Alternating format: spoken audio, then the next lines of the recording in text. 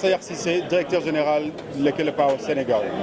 Donc damay tàmbali di gërëm Senelec suñu partenaire di gërëm son directeur général Pape Mademba Bitèye ndax liggéeyam bi nga xamante ne nii noppalawul pour parc bi pare ni ko président Macky Sall bëggee woon liggéey nañu ba mu sotti donc dañ koy gërëm Lekele partenaire u Senelec la si projet bi mais aussi partenaire u commune de Taïba Ndiaye la li ñu tax a jóg mooy liggéeyal réew mi mais aussi am li ñuy wax impact positif si localité yi ñuy nekk fii si Sénégal muy dans le cadre de la formation di jël si parc bi ay doomu Sénégalais di fi liggéey man mi di wax ak yéen doomu Sénégalais la ñiy liggéey ci parc bi ay doomu Sénégalais lañu ak des expertises pointues loolu moo ñu gën a intéressé ginnaaw ba ñu amee partenariat ak Senelec donc ni ko DG waxee président Macky Sall dans le cadre du PSE dafa am un objectif d'accès universel à l'électricité en 2025.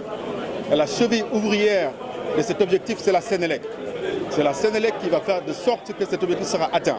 Des projets comme le parc éolien de Taïba Ndiaye mooy projet yoo xamante ne nii mooy gën a gaaw si objectif yooyu Sénégal mën ko am incha allah jërëjëf. Bon, on va le mettre en français avant de revenir en question.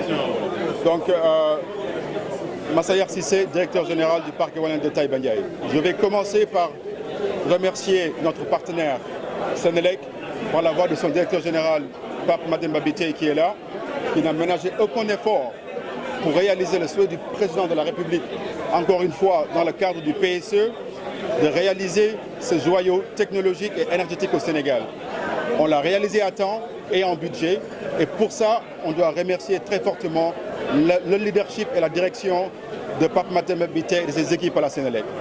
Donc, pour répéter ce que je viens de dire en Wolof, ce projet est un projet de partenariat, non seulement entre nous et la Senelec, mais aussi entre nous et le pays et le gouvernement, mais surtout de la communauté de Taïba Ndiaye.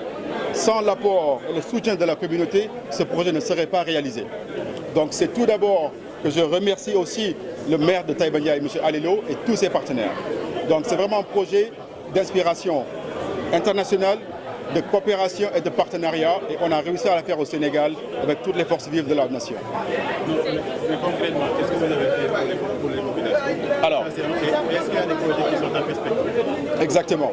Dans le cadre de la mise en œuvre de notre investissement social, on va injecter des centaines de millions par année dans la commune de Taïba Ndiaye.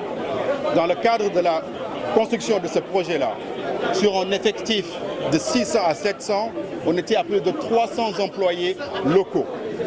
Je pense que c'est une très belle réalisation à faire. Dans le cadre de l'exploitation de cette centrale, on travaille avec la communauté pour recruter localement des gens qui sont de la communauté ou qui sont apparentés à la communauté ou apparentés de la zone de Thiès pour travailler dans cette centrale éolienne pour le Sénégal. Au niveau investissement, ce projet a coûté à peu près 200 milliards en investissement, 330 millions de dollars pour être exact.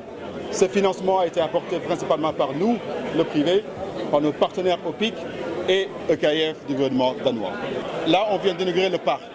Comme vous le voyez, tout le parc a été installé. Toutes les 46 machines de ce parc ont été installées d'une capacité totale de 158 MW. Pour des raisons techniques, la mise en marche de ce parc se fait en 3 phases. Une phase de 55 MW qui a été déjà faite au mois de décembre. Et là, dans quelques semaines, on met en route la deuxième phase. Et d'ici le mois de mai au plus tard, la troisième phase. Et j'aimerais dire qu'avec l'apport et l'aide de la Senelec, on a réussi à avoir une avance de 2 mois sur le planning initial de réalisation de ce projet-là.